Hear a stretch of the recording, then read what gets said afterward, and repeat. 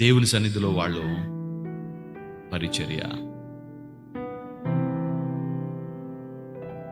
ఎంత కష్టం. వీడియో అంతా చూడాలి, టైమింగ్ ఇవ్వాలి.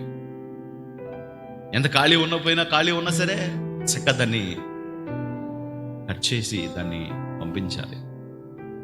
సమయం తీసుకుని అప్లోడ్ చేయాలి. పని తేలిక చేయడం కోసం ఇలాంటి విభాగాలు విడగొట్టుకుంటే పిల్లలు ఏమనుకుంటారు తెలుసా?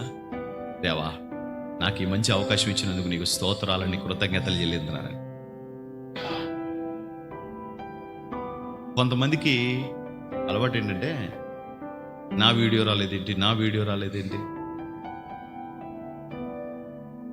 తప్పు లేదు, కానీ ఎవరిదో వీడియో వెళ్ళింది అనుకోండి, ఈ వీడియో మొన్నే పెట్టాను, నా మీద వివక్ష అనుకుంటూ ఉంటారు.